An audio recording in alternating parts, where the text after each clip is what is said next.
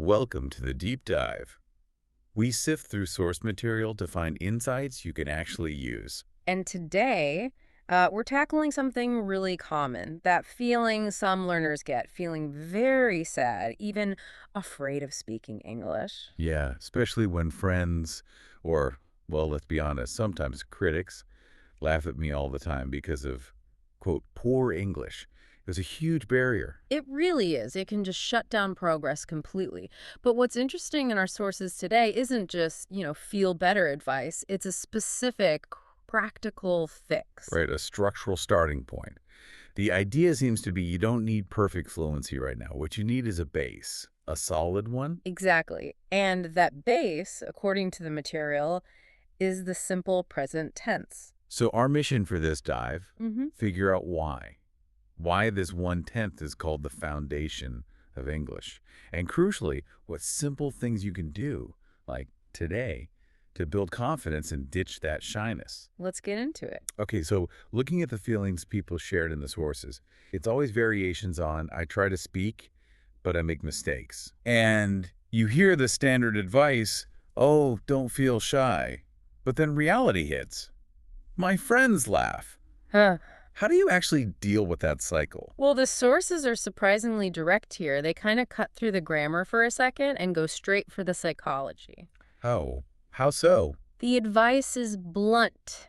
You should not care about them. Which, okay, easier said than done, right? Yeah, a little bit. But the key part is the flip side. You must care about your progress. It shifts the focus inward. You're not doing it for them. You're building your skill. That's a really useful way to frame it. It means mistakes aren't failures, they're just part of the process. The source even says everyone makes mistakes. Exactly. So the goal isn't perfection. It's consistency. Just keep showing up. And get stronger through practice, essentially.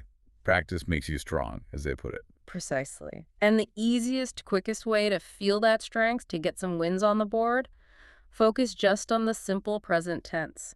Okay, so connect that for me. The psychological win, the confidence boost, connects directly to this specific tense. Why the simple present, not say past tense or something else? It's all about utility, especially for beginners.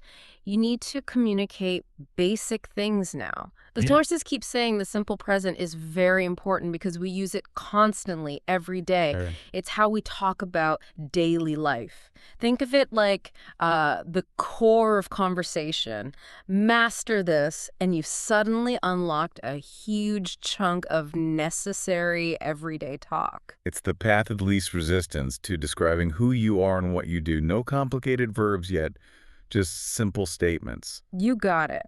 And the examples they use are so small, almost trivial, but that's the point. I wake up in the morning, I brush my teeth, I drink water. Just basic facts about your routine. Yeah, just what you do. Yeah. And when you see that simple subject-verb pattern, it looks easy. And the source says, yes, it is easy. Okay. So if you can say even a few sentences about your morning routine perfectly, well, you've just proved to yourself you can speak English correctly.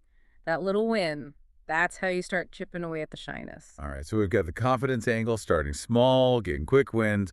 Let's talk structure. The sources insist this tense is the base, the foundation. They even use this house analogy.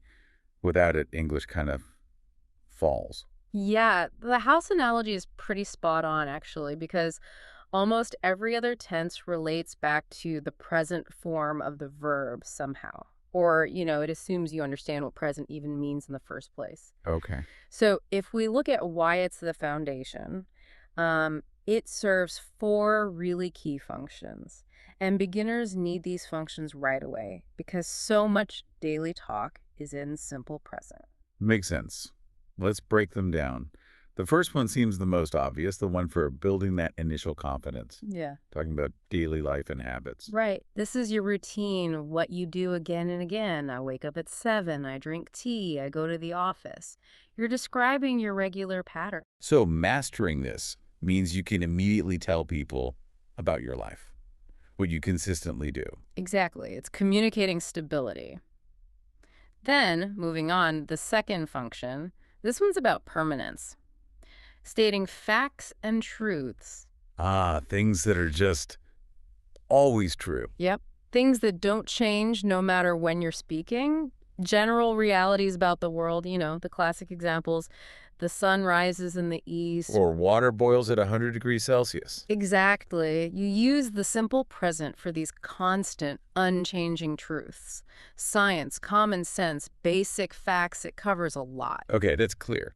Now, the third one, this sometimes trips people up, I think.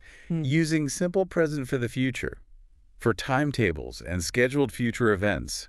Shouldn't that be will? Yeah, that's a common point of confusion. But it's a specific usage. You use will for, like, plans you make or predictions. But the simple present comes in when the future event is locked in by an external schedule. Like a train timetable or a movie listing? Precisely. It's a fact now that dictates a future action.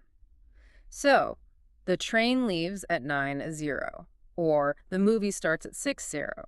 You're not predicting it, you're stating the current schedule. Got it. So the schedule exists now, the verb stays present, the schedule stability is key. You've got it. Mastering that helps with travel, appointments, all sorts of practical stuff. But let's circle back to the learner's immediate need. The fourth function. This is maybe the most powerful one psychologically. Confidence building. Okay, this isn't really a grammar rule then, is it? It's more about the feeling you get. It is, absolutely. It's about what happens inside your head. When you just stick to using the simple present for those basic daily things, I eat, I drink, I go, you start feeling this sense of, like, control. Okay. You suddenly realize, hey, I'm using this correctly, and you're using it everywhere at home, maybe at work, maybe in class. You feel strong. Because you see it working in real life. Exactly. It stops being this scary academic thing and becomes a tool you can actually use right now, today. That feeling of utility starts to replace the fear of making mistakes. You're building mental muscle. Okay, understanding the why is crucial, the structure, the confidence. But now we need the how. The sources lay out a pretty clear 4-part action plan. Practical stuff you can do without feeling overwhelmed.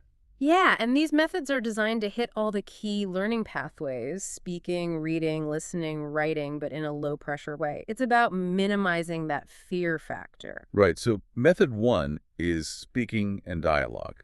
But the source adds a really important condition here, doesn't it, about who you practice with. Absolutely critical. Find someone, a friend, a tutor, a language partner who will never laugh at you, someone who will actually encourage you. That safe space is non-negotiable at the start. Makes total sense. And the practice itself. Keep it simple. Focus on those basic declarative sentences we talked about. I eat rice. I drink water. I go to market. I help my friend. Just nail that subject-verb-object structure in the simple present until it feels automatic. Protect the confidence first. Okay, method 2, reading and voice.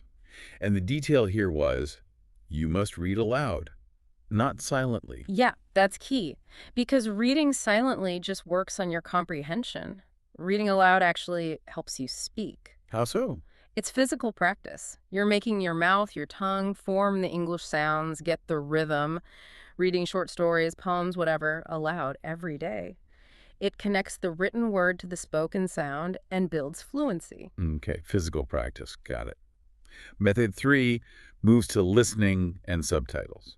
Now, lots of learners resist subtitles, right? They feel like cheating. They do, or they find them distracting. But the source is insistent. Watch English movies, fine. But if you don't understand, you must watch with subtitles. Even if you do not like subtitles.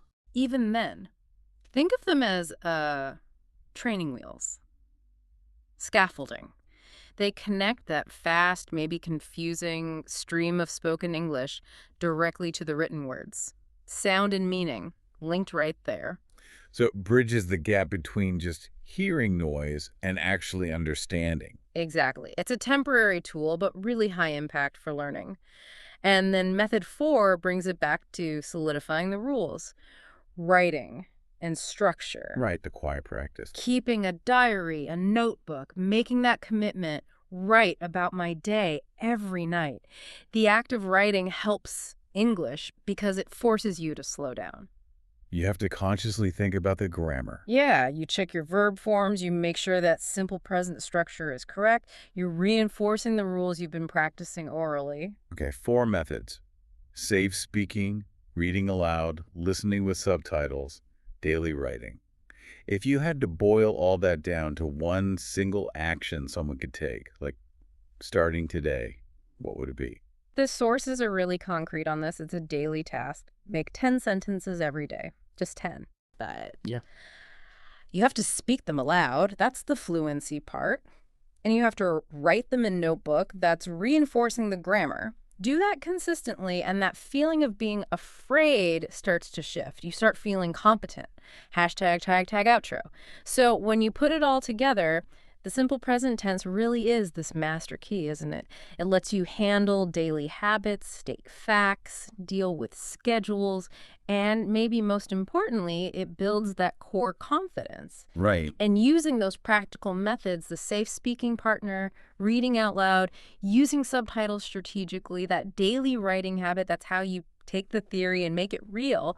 That's the journey from feeling afraid to actually believing, okay, I can speak English.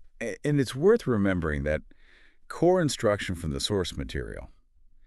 This tense has to come first. Learn it before other tenses. It truly is the foundation. It provides those immediate, regular wins you need to keep going. It builds the strength for everything else. Exactly. Which leads to an interesting thought for you, the listener. If the simple present gives you the power to talk about what is and what you do right now, every day, once you've got a handle on that, what's the very next piece you should focus on? What tense lets you start telling stories about what happened? Moving from the now to the then, that seems like the logical next layer to add to the foundation. Something to think about as you practice those 10 sentences. Definitely. Keep up that practice and we'll explore more on the next deep dive.